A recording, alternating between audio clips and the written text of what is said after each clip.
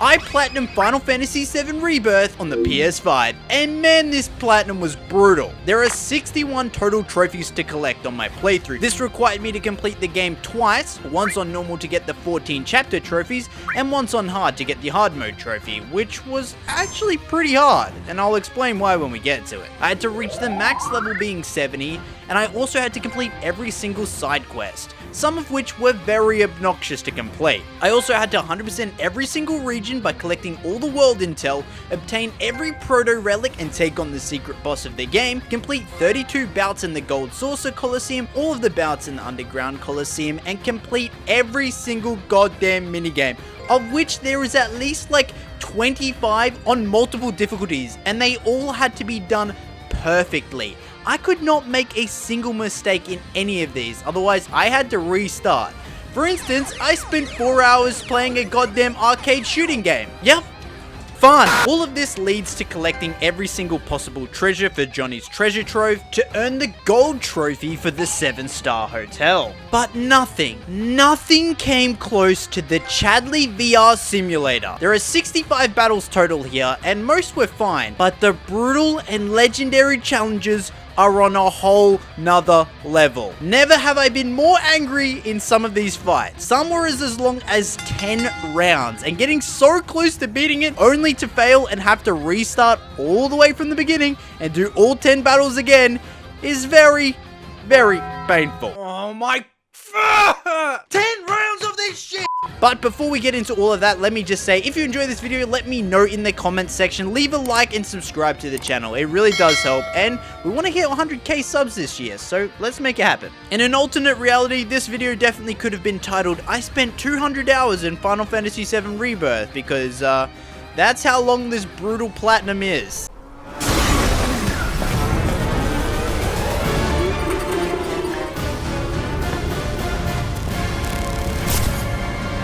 Now to quickly summarize what happened in the first game, the gang consisting of Cloud, Strife, our main protagonist, Tifa, Barret, Aerith, and Red 13 fought against the evil Shinra Corporation who are sucking the planet dry of its life energy, and eventually took on Sephiroth, a revered war hero and the ultimate soldier, who has gone mad. I'm waiting, Cloud.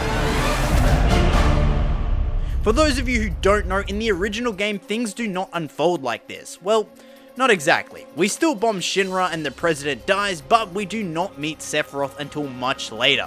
So I guess we will see what happens in part 2 of this story. Oh, and also Cloud's old soldier buddy Zacks appears to have survived, who was very much dead in the original. He's the original owner of the big-ass Buster sword that Cloud wields. Well, technically it was originally Angeal's sword, but we won't get into the Crisis Core stuff. So let's see where our adventure begins. Surprisingly, with Zacks. In the first game, Cloud assists Tifa and Barret amongst others bomb the Shinra reactor, but in this timeline, I guess Zacks and Cloud only arrive in Midgar as the events begin to unfold. Zacks' girlfriend Aerith was with the group surprisingly, and so we went off to save her, getting our first taste of combat, and man, playing as Zacks is so freaking cool. I'm a huge Zacks stan, and you'll probably figure out why as we go along. Managing to rescue Aerith, however, we fade out and rejoin Cloud in the main timeline, where Cloud retells the group his events of his last visit to home in Nibelheim, with the one and only Sephiroth. Now for those of you who have played the original game or Crisis Core, you know what is really going on here, but for now, let's just pick up with Cloud, who's on his first mission with Sephiroth, who from the get-go is shown to be an absolute badass, and we even get to play as him. Dude, all of his attacks are so cool. Ooh, that downward stab. A little bit of foreshadowing, eh? Arriving in the town, we meet up with Tifa as she guides us up the mountain to Mount Nibel. This is where we get our first few trophies for staggering an enemy, another for just winning a battle, and one for using a limit break. If only they were all this easy.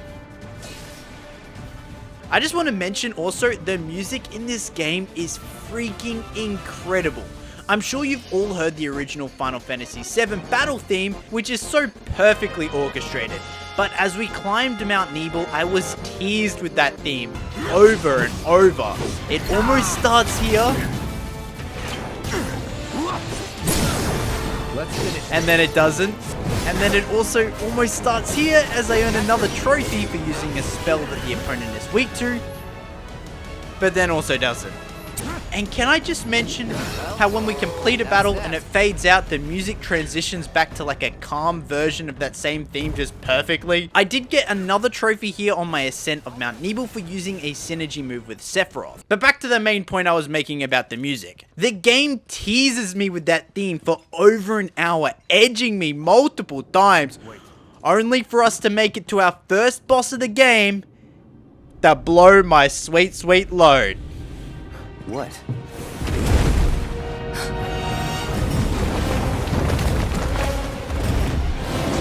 Get back.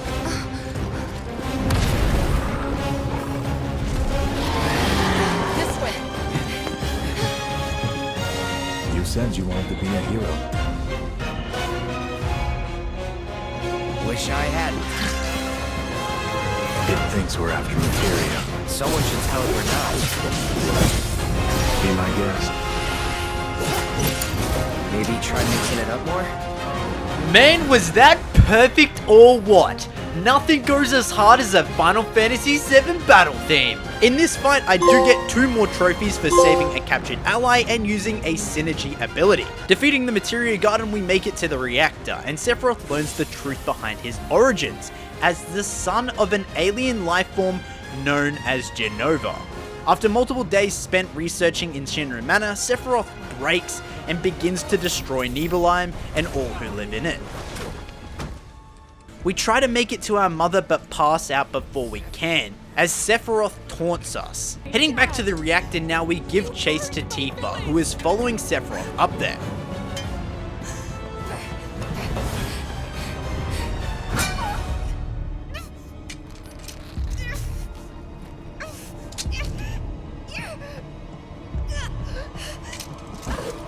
We watch as Tifa gets sliced up by Sephiroth, and just as we go to confront him, we cut back to present day, in the town of Calm, ending this first chapter and earning me my first chapter trophy. I wonder what the deal with all of that is. Well, I actually know, but I better not spoil it. We then get introduced to Queen's Blood, the staple card game that every large game like this feels the need to throw into their game, like The Witcher with Gwent. And this is fun enough, I guess. Later there's some more specific puzzle versions of this game, which are cool as well, I guess. That yes, we have to do for the trophy. Completing this first battle did earn me my trophy, and we went on a date with Aerith. However, Shinra managed to track us here after escaping from Midgar, but thankfully we avoid conflict and make it out into the open world. Our goal now is to get to Junon, and to do that we will need to cross the swamp. But since we're going for the platinum, this meant we were not crossing the swamp, at least not for a while, as we began our journey to 100% this area. In each region, I need to assess every single enemy for Chadley's database. There are multiple fiend battles to complete, a side boss to take down, a proto-relic to collect with an extensive minigame attached to it, multiple side quests, dig spots, Moogle dens, chocobo rest spots, summon synchronizations, and of course, Queen Blood matches to complete. Doing most of these things for the first time earned me a bunch of trophies, but I needed to wait to 100% the area as some of the quests only unlock as you get into later chapters. So it was time to finally continue across the lake after 7 hours of doing nothing but grinding. Crossing the lake, we stop on what looks to be an island, but is actually our first big boss of the game. Hey, get back here right now!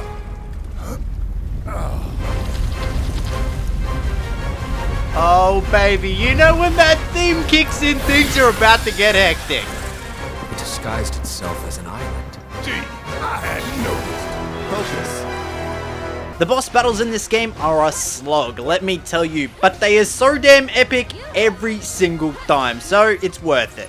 Every enemy has some type of weakness in this game, whether it be elemental, dodge based, or parry based. Ideally you want to pressure an enemy, in this case by using an ice ability or spell, which makes it more prone to stagger. Build up the stagger bar, and eventually the enemy can't move and takes increased damage. And the reason I love Tifa is because she can ramp up this damage even more to up to like 300%. After a long drawn out battle, we defeat the Midgar Soma and wait, what?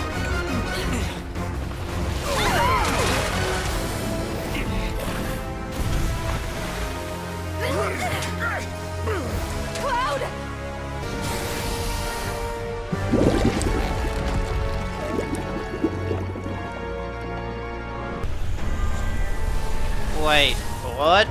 Why? How is Sephiroth here? Okay, wait. Where is Cloud right now? Okay, just let go of Cloud for some reason. Okay, Sephiroth.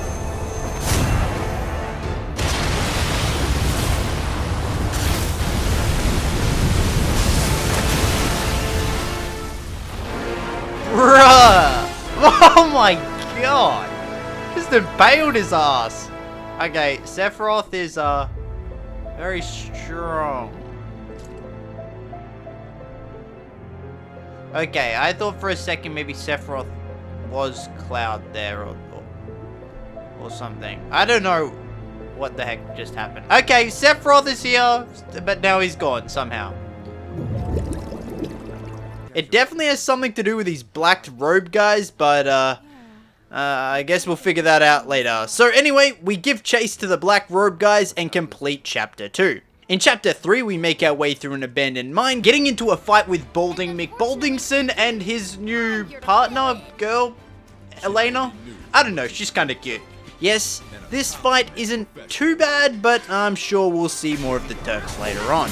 Leaving the mines, we arrive in Junon, where yet again we have a whole map to complete, including a new puzzle for the proto-relic, which this time is basically Clash Royale.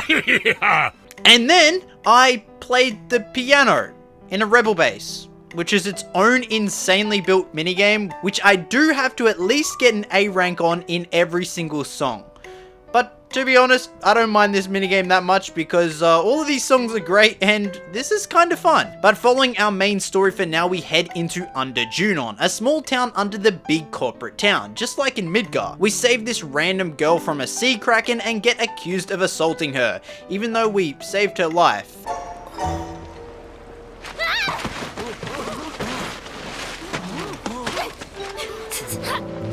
You picked the wrong girl, creep!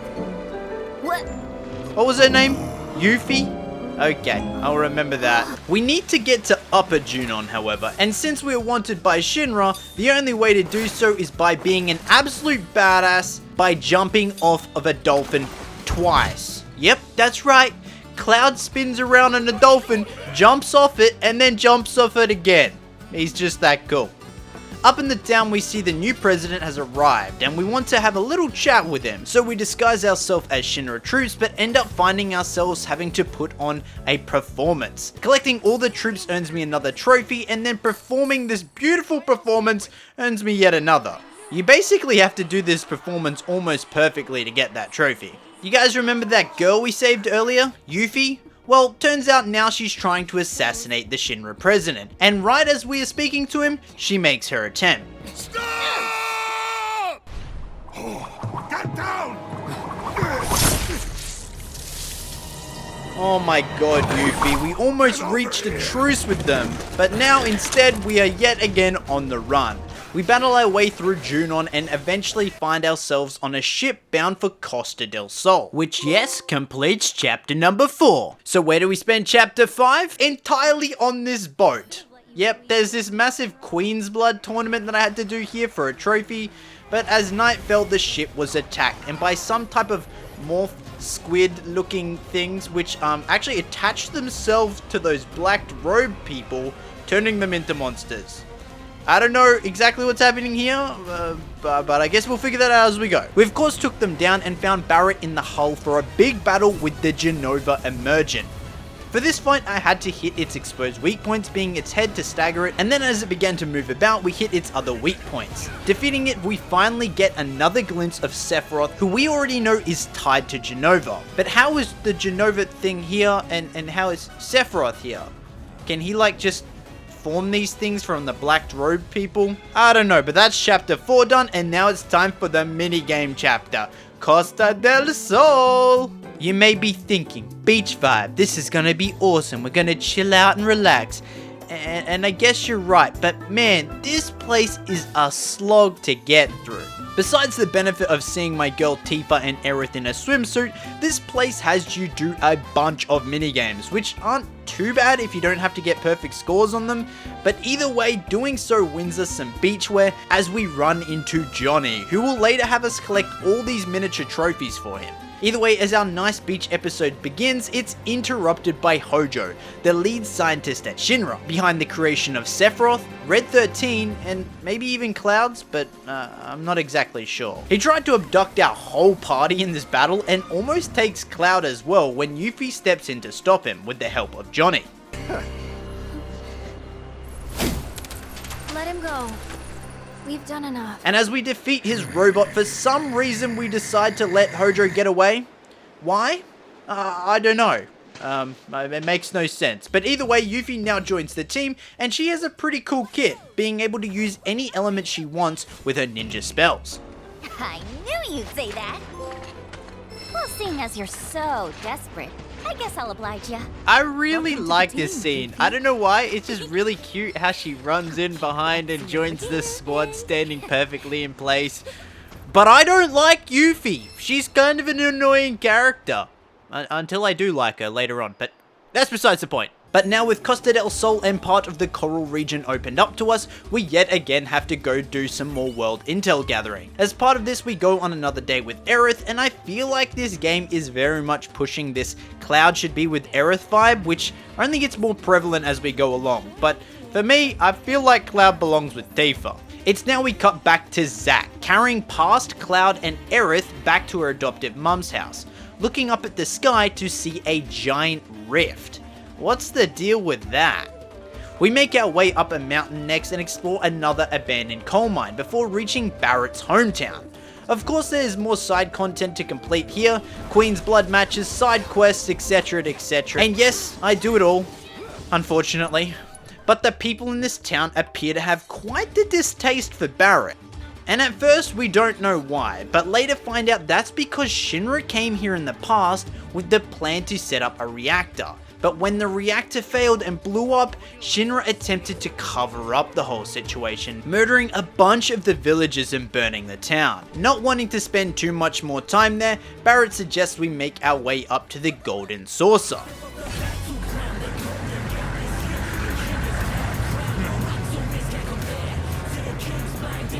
What the hell is happening right now? It's 3 AM while I'm playing this, and I feel like I'm having a fever dream. Who is this guy? What the fuck? Why are they humping the air?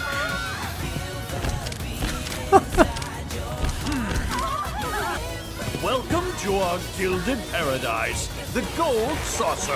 Oh! Dio, art director.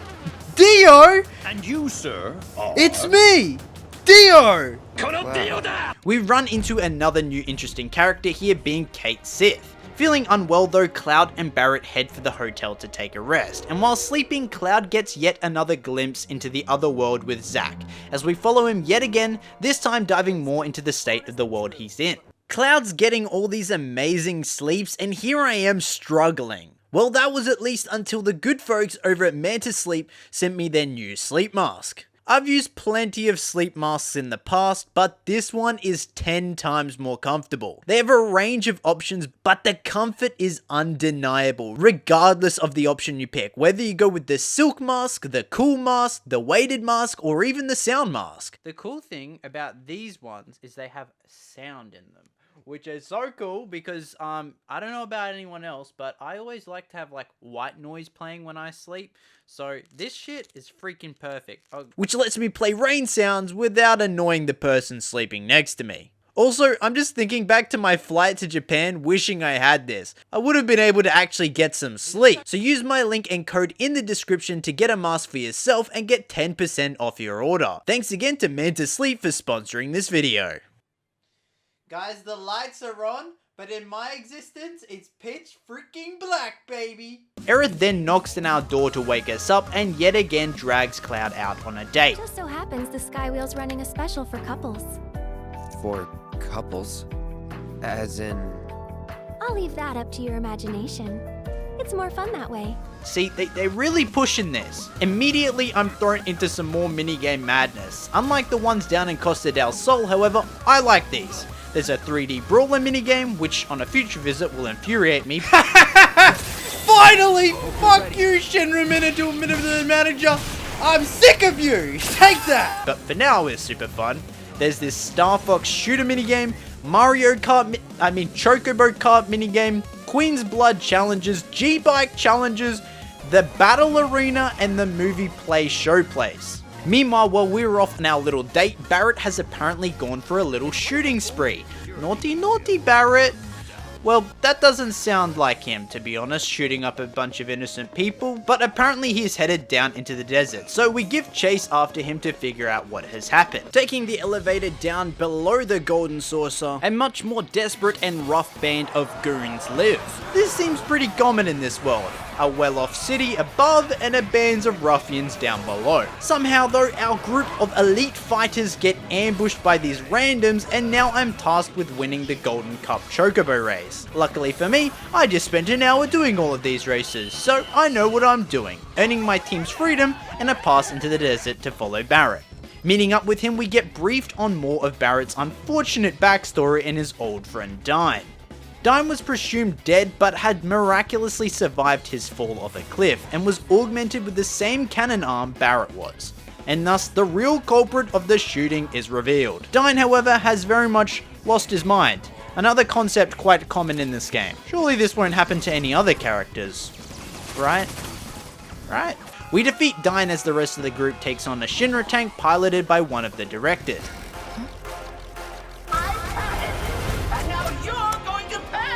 Does anyone else think this guy looks like the Penguin from Batman?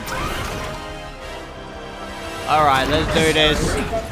Things take a turn for the worse though as the Turks rock up, but fortunately so does Dio, with a buggy to make our escape in. We shoot down the mech following us, and thus chapter 8 is now complete. However, we are far from done. After a quick trip through Zacks world, we are back in our own to complete the Coral Region's world intel, since most of it is now opened up. Classic fiend killing, materia spring finding, minigame, box breaking madness then ensues as I spend another couple of hours doing as much as I can, as well as finally fixing up Johnny's place so we can see our trophies. Oh, and I forgot to mention, Kate Sith also joined the team, but he seems a little bit suspicious for my liking. It's definitely the Scottish accent. Never trust a Scottish person. Now headed for the Gongaga region, we head to check on the reactor there. The team must pass through the jungle-like town which was originally home to Zack, our beautiful black-haired boy. Aerith goes to meet his family, but when asked, Aerith said that she doesn't remember him. And when prompted, neither does Cloud, which is very weird since Cloud very much does know Zack and has his Buster Sword, but clearly there's something going on with Cloud here. Anyway, it's not long before tragedy strikes as Shinra makes their way to the abandoned Gongaga reactor. So Cloud, Barrett, Kate Sith, and Red head over to check it out while the others stay in the town. Just to pad out the game, you know. Investigating the reactor, I do find a sweet new sword for Cloud, but at the end of the day, nothing beats the original Buster Sword. We solve a bunch of puzzles and eventually make it to the core, where none other than Scarlet, the lady who screwed over Barrett and his town, was here to take us on. Not only with some monsters, but with a big ass flying mech. As Teef and the others rocked up, they dealt with her as we took on the monster. Also, I just want to quickly mention, for this fight with the monster, they ramped up the original battle theme and it's so damn good. Cloud, however, was far from feeling good, as the Marco poisoning had sent his mind reeling. You alright? Does bro look alright? I don't think so. With Tifa in trouble now, Cloud rushes to save her. Tifa!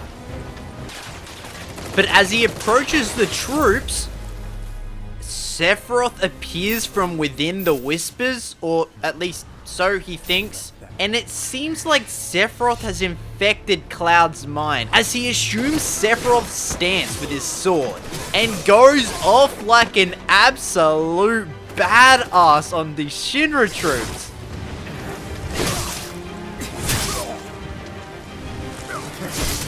Oh my god, he's literally just stabbing the shit out of them.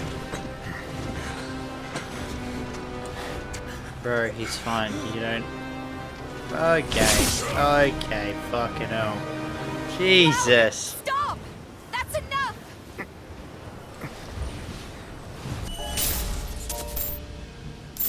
She has no scar. You have no scar. She's not You're not Tifa. Tifa. You can't be. We've been over this. I do have a scar. I showed you, remember? Liar. Wait.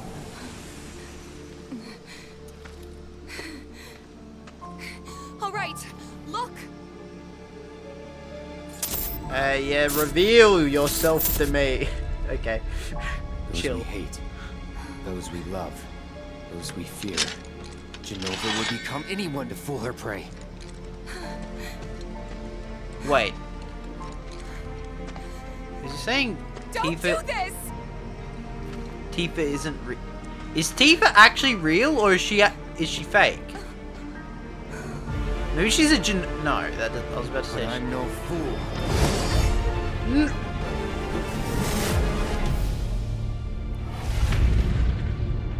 Brother, what are you doing? How can we throw our freaking baddie into the freaking water? What the hell? I'm just glad he didn't cut her. Holy shit, that would have been really bad. Okay. She can live that because she didn't get sliced. Just swim. Okay, yeah, she can swim. Okay. Oh.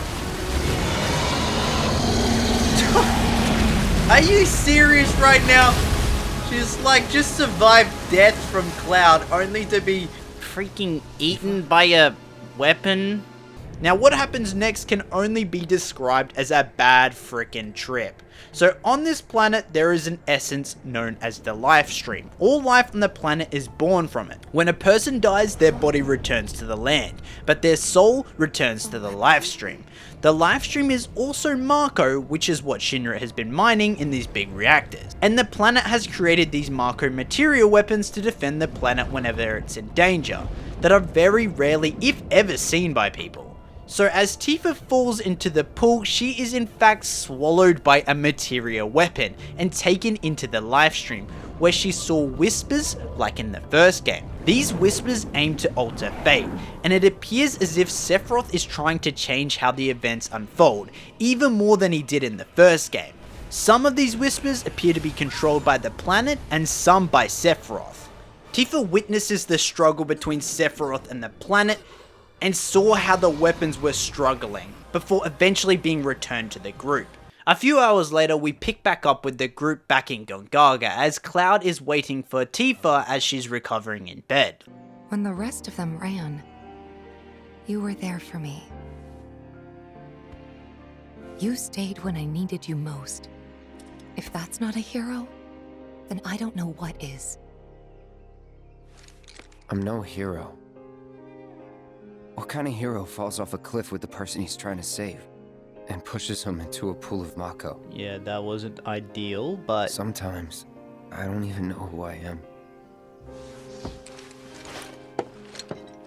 I forget things everyone else remembers just fine.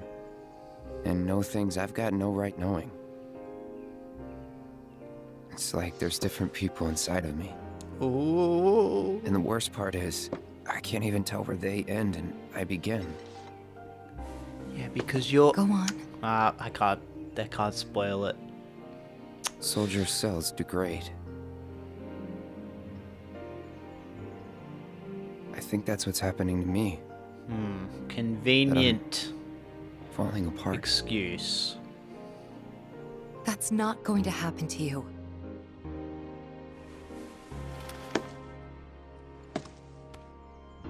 You saved me before. Now it's my turn.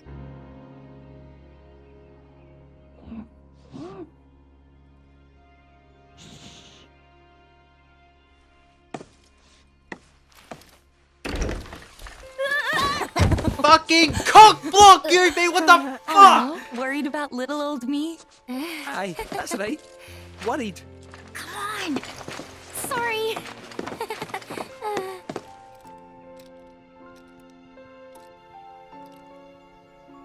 What the fuck did she just whisper to her? Okay, now I have no clue what the fuck is going on in this game, because in my opinion, it looks like Aerith is very much wanting Cloud and Tifa to be together, yet Aerith is also clearly into Cloud and wants to keep taking him on dates. But I think Tifa and Cloud are supposed to be together, and Aerith with Zack. But, I don't know. Let me know what you guys think in the comments. Either way, with Gongaga fully opened up, now that meant another proto-relic to collect and hours of world intel to gather. At this point, I'd nearly even spent 50 hours in this game. We are now headed for Cosmo Canyon, home of Red 13, on Cid's flying Bronco. In the original, Cid here was a playable character and had a glaive-like weapon, but in this game, sadly, he is not. But I'm kind of alright with that because the party is bloated as it is. A few hours of world intel gathering later, we arrive in the town and get briefed on some backstory behind Red and his family, being the Guardians. Something. I don't know. Eventually, this leads us into a hidden dungeon and a battle against a hidden race known as the Ghee. These creatures are from another planet. It should be mentioned, I'm pretty sure these creatures are different from Genova, I think. But since these creatures were not born on this planet, their souls cannot return to the life stream. Yada yada, a big boss fight later, the gang end up on a trip down Marco Lane, and we finally get some info on what the actual fuck is happening in Zack's world. Zack meets up with Biggs, who in this timeline survived the bombing of the reactor, thanks to some more whispers doing their whispery thing, I guess. Ending with a little tease that maybe these worlds aren't so separate after all.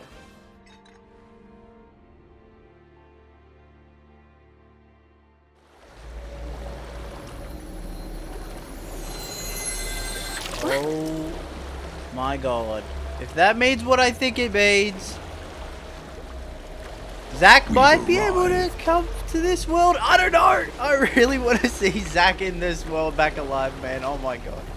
The leader of the Ghee asked us to collect the black materia for them so that they may end their suffering, and although that would be nice for them, I guess, it'd probably mean the end of the world, so that's not great. But on the other hand, if we don't get it, then we know Sephiroth is after it, and if he gets it, that would also be bad, because the black materia summons Meteor, a giant meteor that would hurl into the planet and completely destroy it. So, I guess we should get it first. But to get into the Temple of the Ancients, where the black materia is hidden, we will need the key, which Cait Sith thinks he may be able to find the location of with the help of a data terminal in Nibelheim. Yep, that Nibelheim, where Cloud and Tifa come from. So let's go. I just lied to you. Instead, we're gonna go do some more world intel gathering and do the next proto-relic challenge. I don't know why they put so much effort into all these minigames, but here we are. Every time I get a proto-relic, I have a run-in with this interesting swordsman fella. He wants the relics back and this time tries to fight me for them. Thankfully, I succeed in beating him, and now I could make my way to Nibelheim. Expecting the town to be burnt to a crisp, the team arrives in shock. I would have assumed maybe Cloud just thought that the whole burning the town happened, but Tifa seems to back up that statement, leading me to believe that the town really did burn down and they actually rebuilt it exactly the same, which is really weird. But anyway, things get even weirder though as Cloud goes to take a rest in the inn when he spots Zack walking up the stairs. Oh my god, it's about to happen.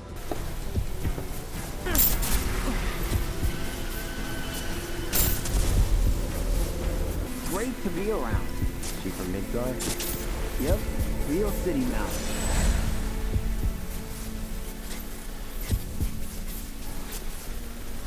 Zack. Zack Fair. From Gongaga. Head over heels for Aerith. We fought together as soldiers.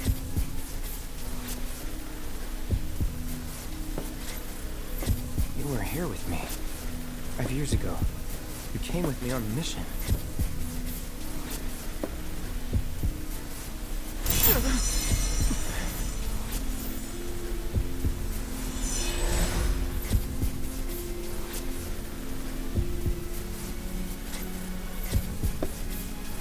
Where are you?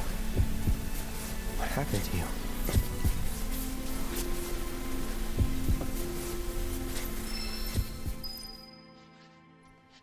Wow. Okay. This is sick, but also that freaking screeching sound was so freaking annoying. What the hell? Okay, well, with that bombshell, I wonder how Aerith is gonna take it. But for now, the team are tasked with heading to the Nibel reactor to get a keycard for Cait Sith to access the Shinra Manor. So half the team split off to climb the mountain and the others stay in town. Cloud reveals to Tifa that he remembers Zack and thinks he was swept away by the flood here, but that is definitely not what happened. Zack is way too cool for that. And as we know, brings him all the way to Midgar, so, yeah. Clearly, Cloud has some trauma that is making him think all of this. Making it to the top of Mount Nibel though, we of course battle some dudes, fight a boss, and get the key card as the others head into the Shinra Manor. Now, this section in the Shinra Manor really dragged on for me as we had to run around this underground dungeon area as Cait Sith. And I think we fought like 3 different bosses here until we finally made it to the room we started in. So it was just one big loop. Yay! Well, let's check out this place and see if we can find any info on the key.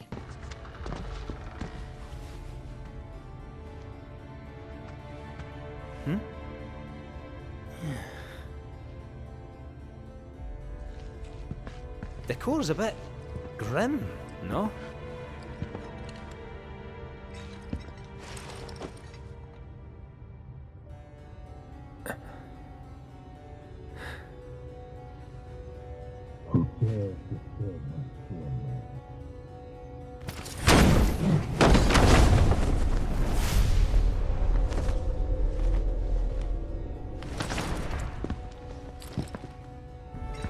Well,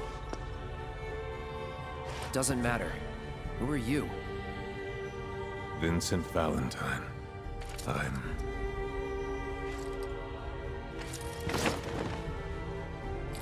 security. Why are you here? A man who many people, myself included, once called a hero. Sephiroth. He's insane, and he's after something so powerful, it could destroy the planet, unless we stop him. I see.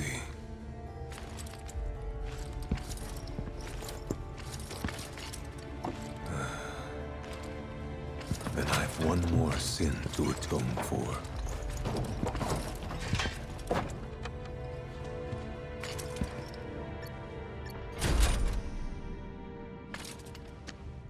The room is unlocked. Okay, I'm officially in love. Vincent is so damn hot. He's like got that vampire drip, the armor is dope, the red eyes are sexy, and his voice, oh my god, Matt Mercer, oh my god. He lets us into Hojo's old lab, where Cloud saw Sephiroth studying all those years ago. Even though Cloud never actually saw that, as we know, because that was actually Zack, but either way. Then walking into the next room, Cloud begins to trip balls again, seeing the room he was turned into a soldier in. But apparently we weren't supposed to come in here, so bro uses his level 3 limit break from the original game, turning into the Galen Beast, as some Bloodborne type music begins to play. Now this is such a cool boss fight, but on hard mode stumped me for more than 3 hours. Come on!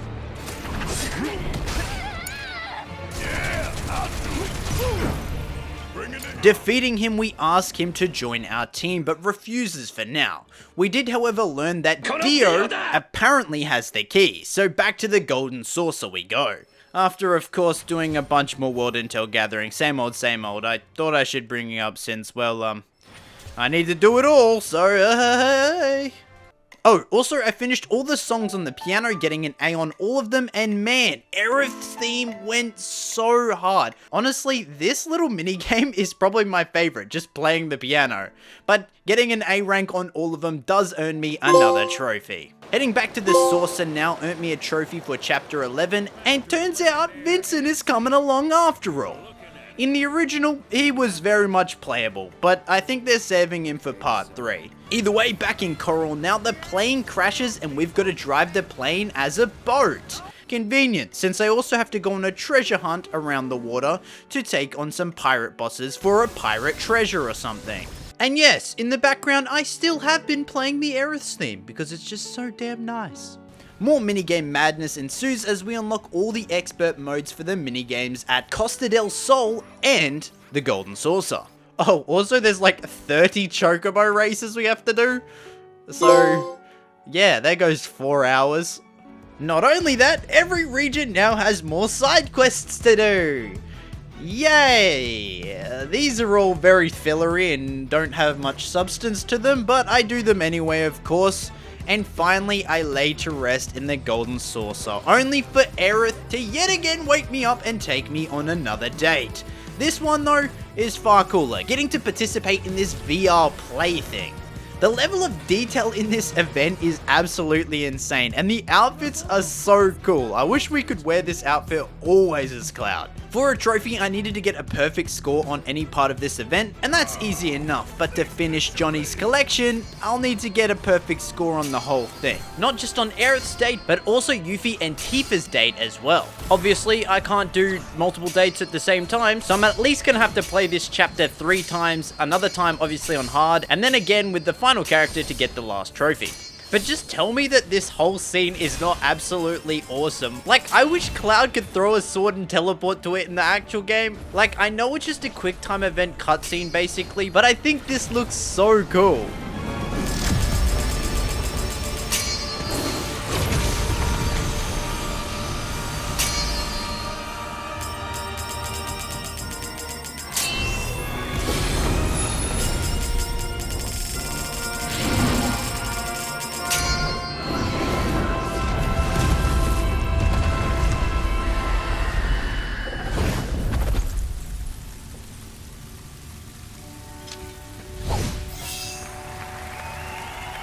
And with that, we claim the critically acclaimed trophy, which leads us to that Skywheel date that Aerith was supposed to take Cloud on all the way back in Chapter 8. About, Hey, Aerith? I talked to Cloud. He said he remembers Zacks. How they were friends 5 years ago. What? I don't think so. At least, not about anything important. Oh.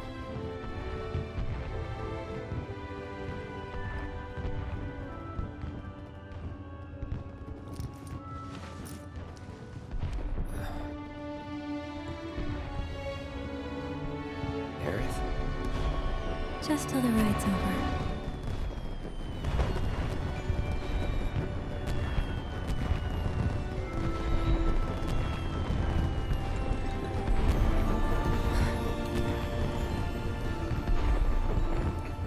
Oh, shit.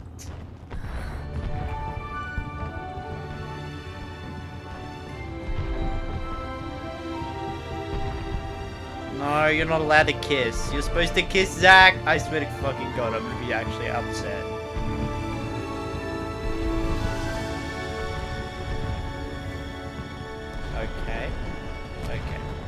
Okay, so after doing more digging, this is just one of 5 scenes that can happen here, and you can bring every character of the team here. So you could go on a date with Barrett or Tifa or anything, but I'm gonna choose to believe that the Tifa one is canon, since I think Cloud should be with Tifa and Aerith should be with Zack.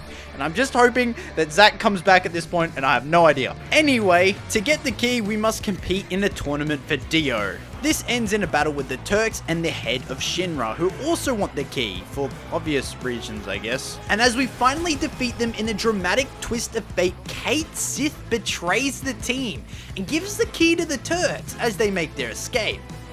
Are you freaking kidding me right now? Now, before giving chase to the Turks, which we should very much probably be doing as quick as possible since, you know, they're headed straight for the temple, I decide instead it's time to crush about half of the remaining side content, gathering the final proto-relic from the Kid Ghee challenges. And yes, there is hard modes of these challenges, which I will have to come and complete later.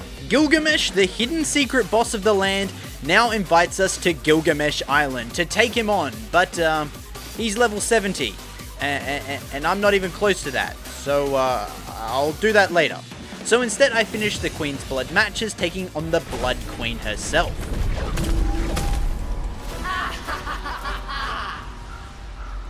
still, little puppet. Hey, yo, what the fuck?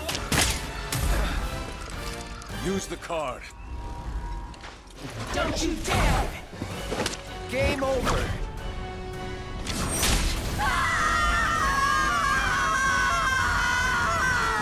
What the actual fuck am I watching right now? Like, fucking... Is this Yu-Gi-Oh? Are the cards real? What is happening right now? However, my time with Queen's Blood was far from over, since at both Costa del Sol and the Golden Saucer, there is many skill challenges to complete, which was gonna take a considerable amount of time and intellect to actually complete. While at the Golden Saucer, I began the Party Animal side quest, which had me do all of these minigames up here again, on hard mode though. And finally, it ends with a battle in the 3D Brawler. This shit is freaking hard. All the moves look super similar, unlike previous bouts, and it isn't as simple as just dodging left or right.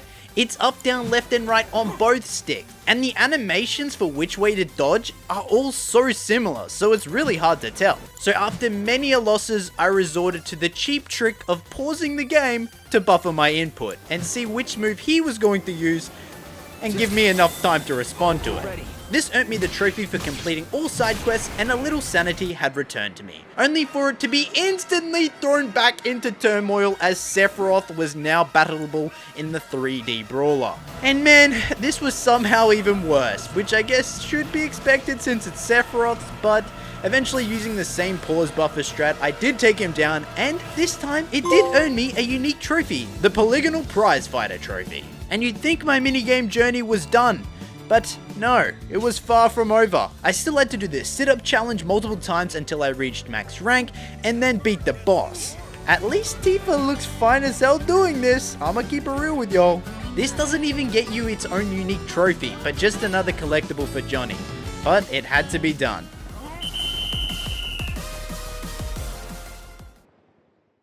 How about we hit the showers? If you say so, Tifa, sure. And with all of that done, now it's time to close out the final part of our story. The rest of the grindy hell can wait. So the gang heads to the temple as Shinra makes their way inside. Cloud is really showing signs of degradation at this point and is beginning to act more and more like Sephiroth. This temple is filled with fiends to take on and multiple bosses. First being the Red Dragon, which had control over gravity, able to flip the room. It's in this epic battle that we finally get to see Cloud's amazing level 3 limit break. And look at that damage! Next, our team gets separated, leading Cloud, Tifa, and Barret to deal with the Turks, Rude, and Reno, as the others deal with Elena and Sung, the leader of the Turks.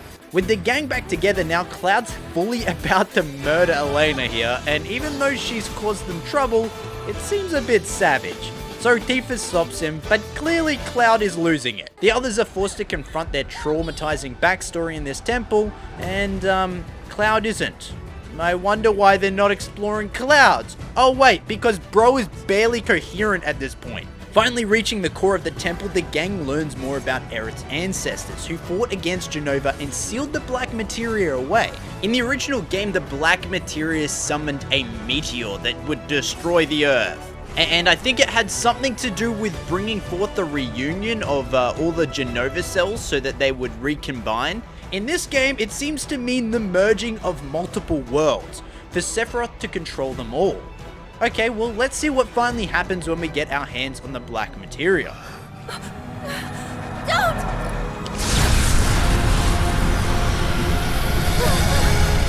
Wait, what? What's happening?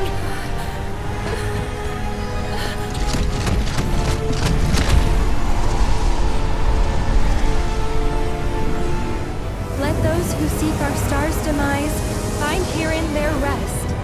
If the black materia is removed, the whole place comes down. You're kidding, right? Please tell me that you're kidding! Calm down. We just have to return it to the altar. Let go. You first, kid. It's too late! We can't stop it now. Besides, there's no point fighting over a fake.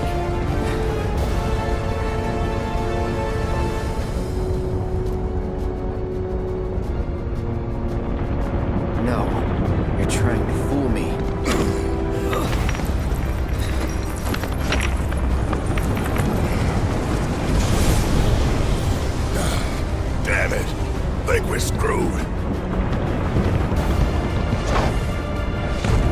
I'm back! Just in the nick of time! You double-crossing. Hold that thought!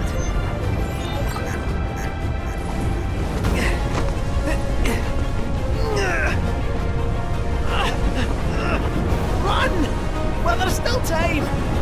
Leave the heavy lifting to me! For real?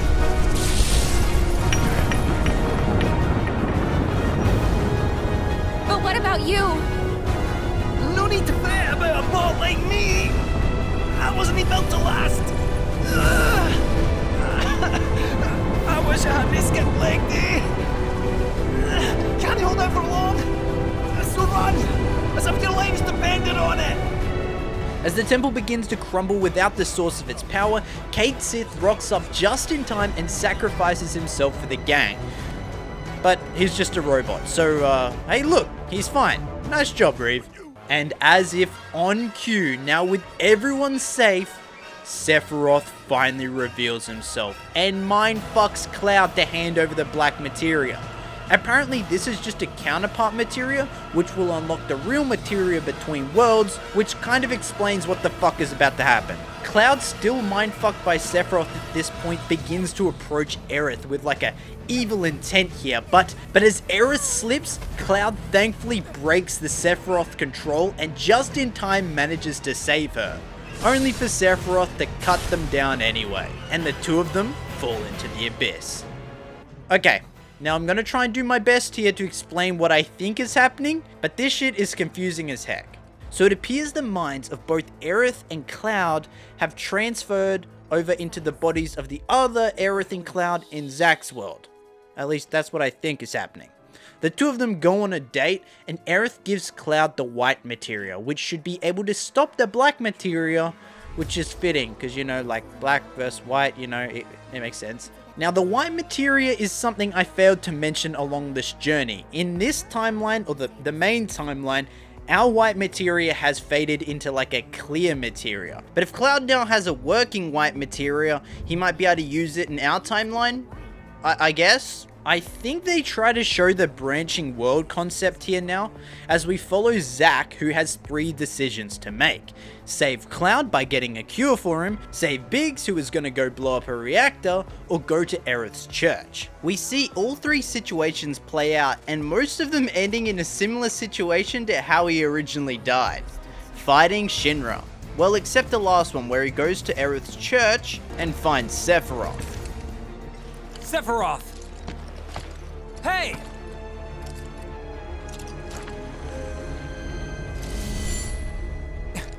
You want a piece of me?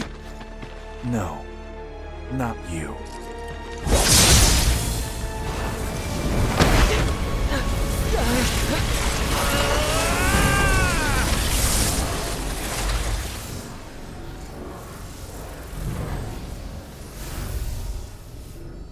It was all you, wasn't it, Sephiroth?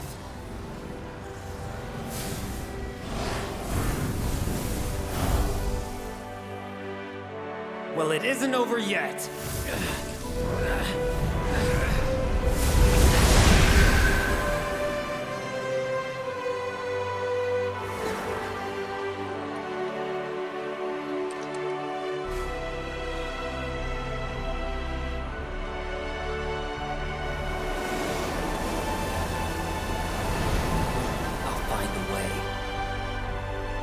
You'll see.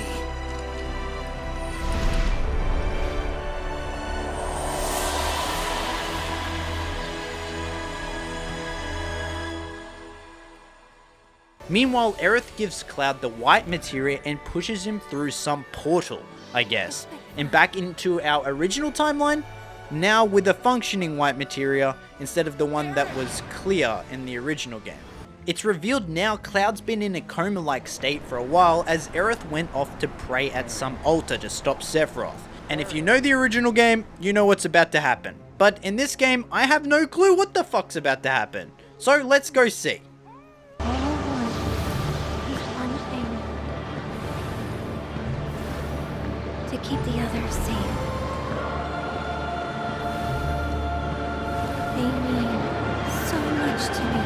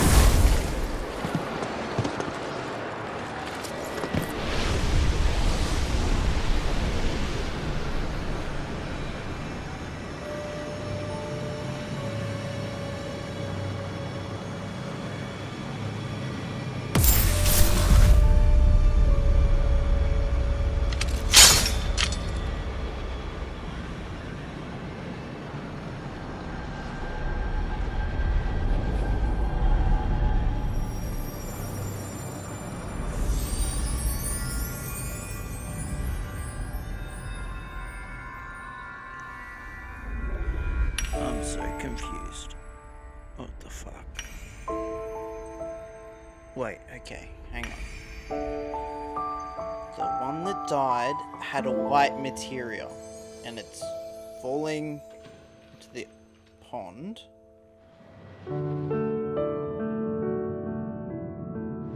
Aerith! The one that lived didn't? Okay, so is this like original timeline?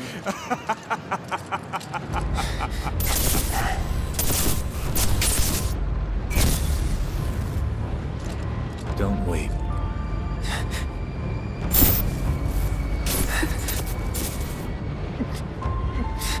Your tears are empty.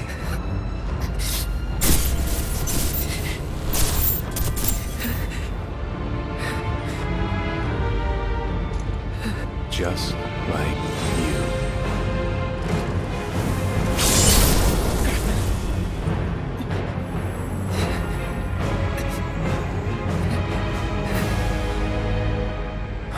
Cloud, it's okay.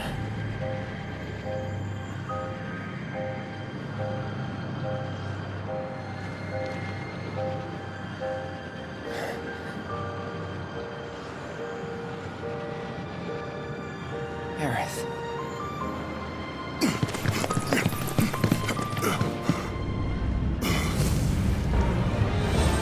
I'll kill you! Aerith!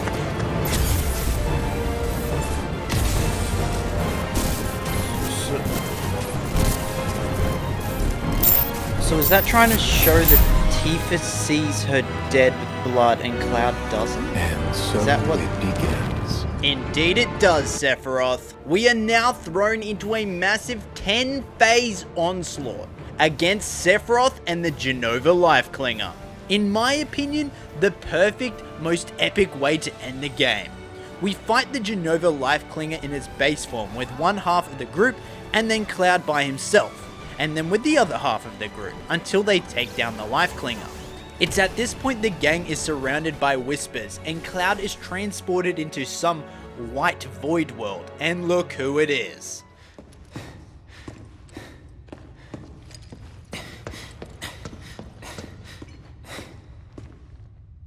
White, as far as the eye can see. Hey! Anybody there?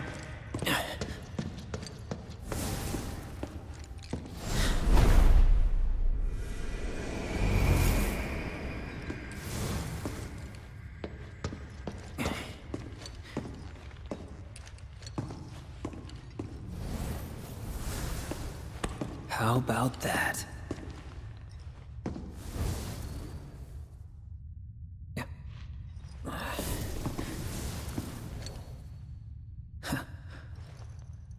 Well, nice to see you too.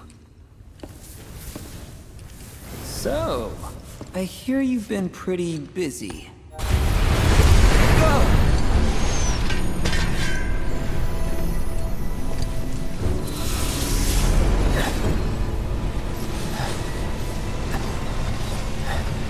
Zack?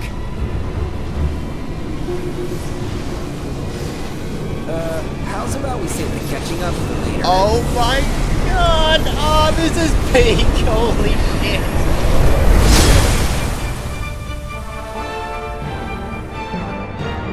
Sephiroth! Oh, the boys in the Buster Swords!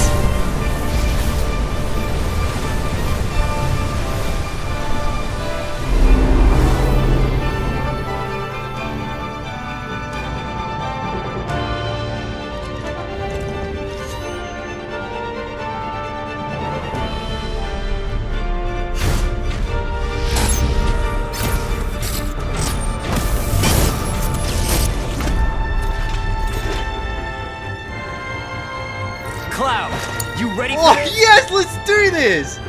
Oh my god. Okay, Zack has an insanely cool moveset, charging upgraded skills. This fight is pretty epic, but not too challenging, getting to execute the awesome looking synergy move. Alright. Now, Now we go for the limit break. Oh, what is Cloud's limit? Keep it together.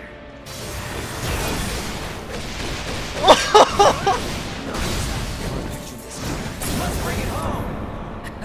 Okay, now we go for the level 2 limit with Cloud. Time's up. Gotta give it my all. Gotcha. Sorry. And it's over. Oh my god, I can't believe Zack like goes in and punches the shit out of him instead of even using the sword. That's so freaking cool. Just as worlds unite, so too do they part.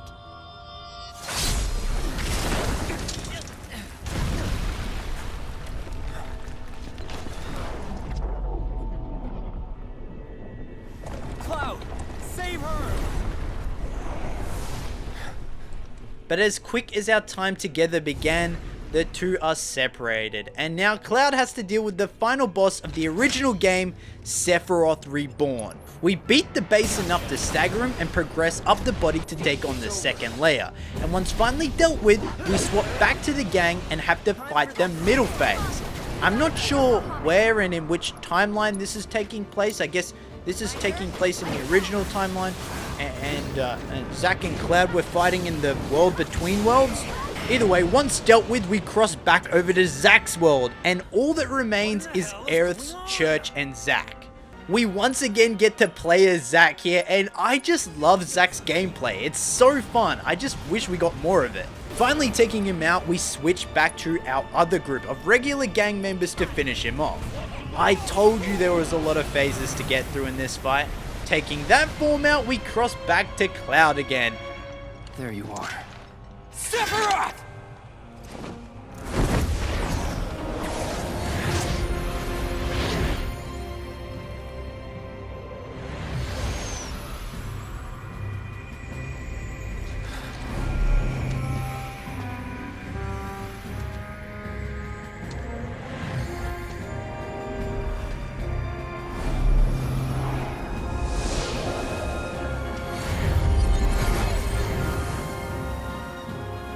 Let's end this.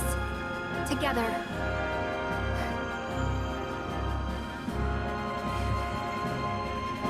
I must admit, I underestimated you. Is she dead at this point? Is she alive? Which Aerith is this? I have no idea. But back in base form now, this battle is rough. I lost a few times here, but on the final attempt, I managed to reach limit level 3 and deal a load of damage with Cloud. And then using Aerith's level 3 limit, I was able to instantly get Cloud's level 3 limit back, which meant we could go for the big damage again. Shall I sever your fate?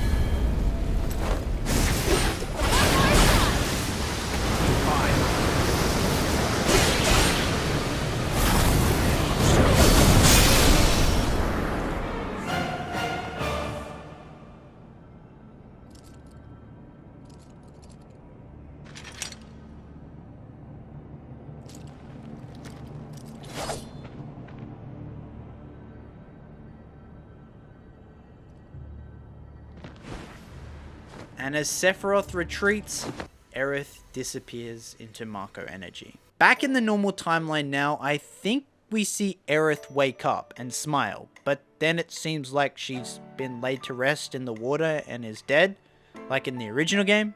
But it's pretty obvious that she's dead to everyone but Cloud.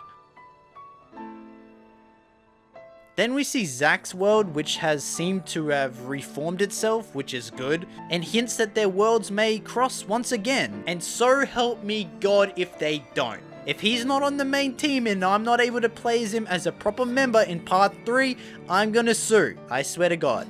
In my opinion, there's 3 options here for what the heck happened. Option 1. Cloud saves Aerith, and that was like another timeline that he saved her from Sephiroth getting stabbed. Option 2, she's dead as fuck and he's just traumatized and can't deal with it, so he's seeing her live when she really isn't. Or option 3, she's now like one with the live stream, and because Cloud and Red are like sort of Mako infused creatures, the two of them can feel her. Cloud more for some reason, maybe because of the whole, traveling worlds thing. If you've played the game, let me know your theories down in the comments. I'm really curious what you think actually happened here, because, I don't know. I really don't. Cloud then presses the black materia into his Buster Sword and sees a giant rift tear in the sky, like Zack had in his world, where the other members of our team do not, which adds to the confusion as maybe now the Cloud from the other world's memories is merged with our current world Cloud. Whatever it means, I don't really know, and that's it for the story so far. And if you're confused, so am I, but we have no time to rest. We've got our hard mode playthrough to get through, so let's do it all again. So, I started my hard mode playthrough, which would come to a screeching halt. After completing chapter 1, I realized I had no chance at beating the level 70 Midgardsormr. I saw a way online to quickly level up my characters in the opening section of chapter 13 on hard mode, so I racked up the XP and got all of my characters to level 70, getting me another trophy. I then headed to the Golden Saucer to clean up the remaining bouts, earning me the Are You Not Entertained trophy, and while doing so got a trophy for hitting the damage multiplier of 300%. Now, like I mentioned over an hour ago at this point, it was time to do all the minigames on hard mode. I started with the Clash of Clans Proto Relic challenge before moving on to the Bloons Tower Defense and then the Cactuar Rush challenge. This was a good mental primer, as these challenges were already pissing me off. So when I got to Gilgamesh Island, I would hopefully be able to regulate my emotions. Well, that wasn't the case. Here on Gilgamesh Island, I was tasked with taking on all of the previous summons in pairs of 2. And at the time, it was kind of difficult. As weird as it is to admit, I hadn't become a pro at the game yet. I mean, I had the basics down and could scrape through most of the fights with healing items and so on, but it wasn't pretty. But once dealing with all the summons, it was time to take on Gilgamesh. So for Gilgamesh, it's more than time!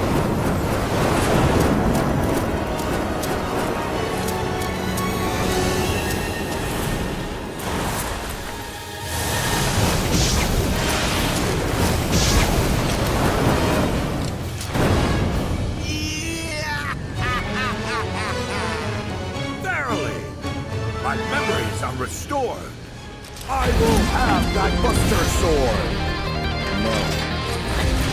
Then I shall prize it from your cold dead hand. This music is my favorite track in the whole game. Does it bang or what?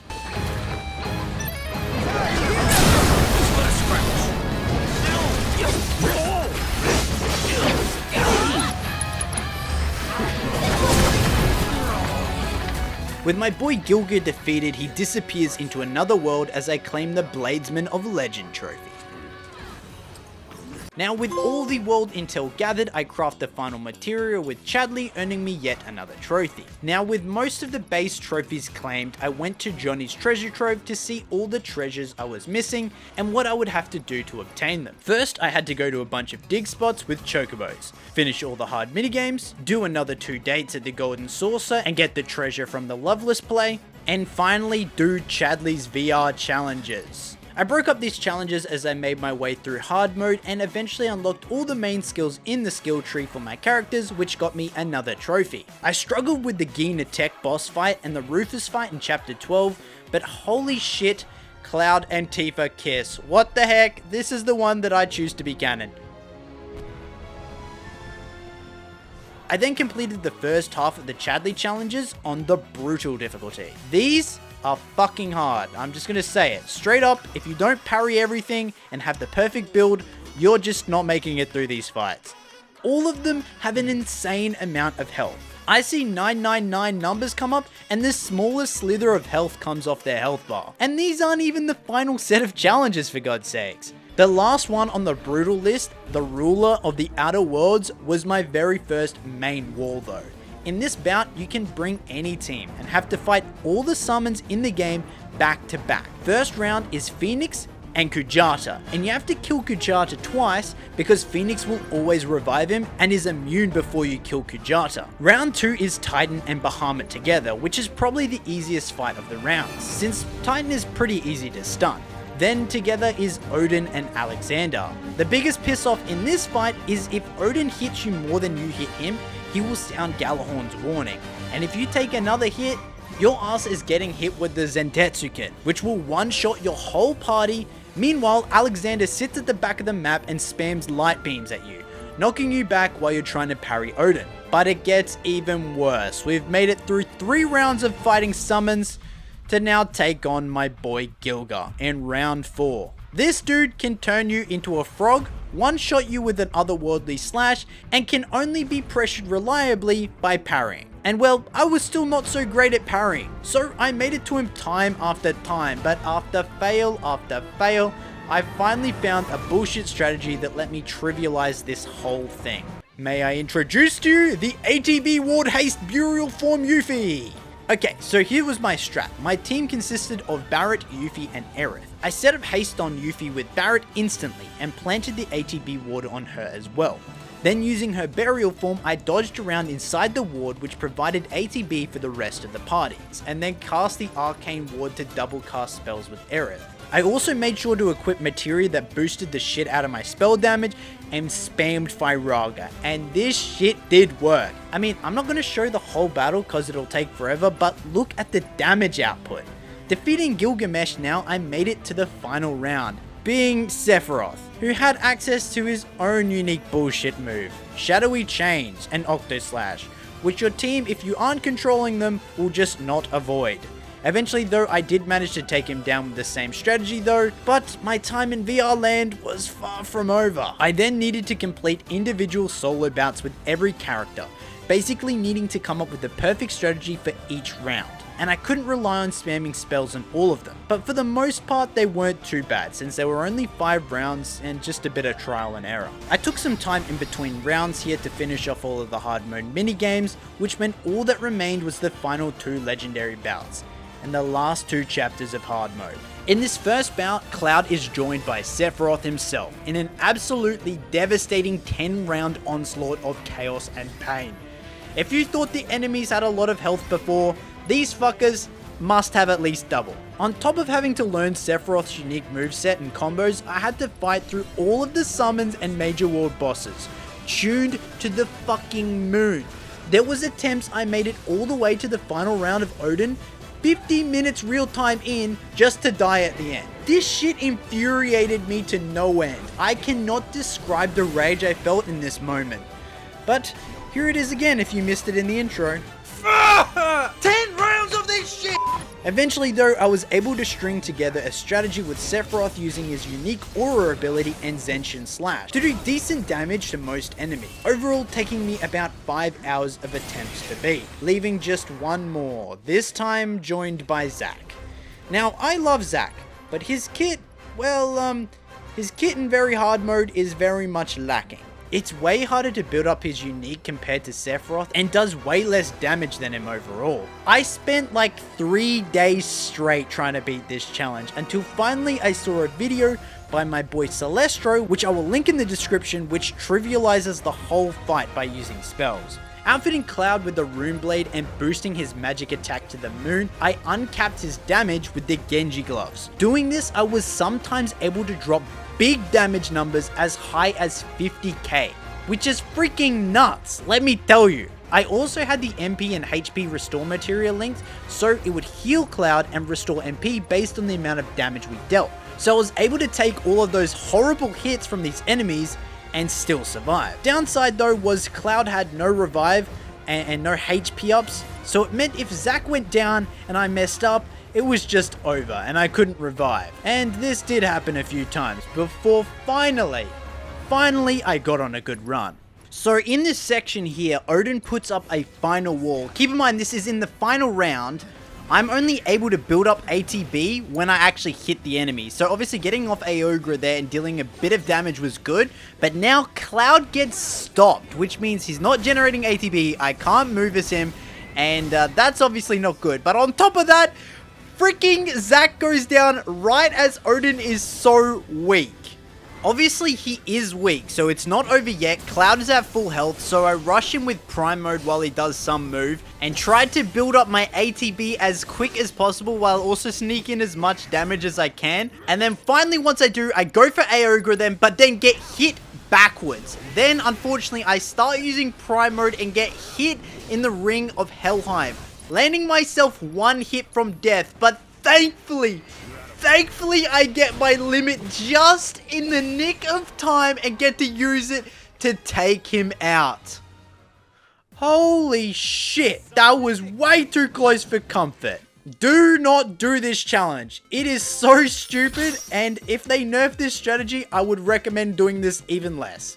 However, with this challenge completed, I got my trophy for completing all the Chadley missions and got the final treasure for Johnny to upgrade his hotel to a 7-star resort. And what do we get as a reward? Sephiroth's theme to play on the piano. Alright, so here it is in the background, but that's besides the point because I just have 2 chapters left in hard mode to beat and I'll be done. So off I went, and one more ItsRJ watching error died, the credits rolled, and boom.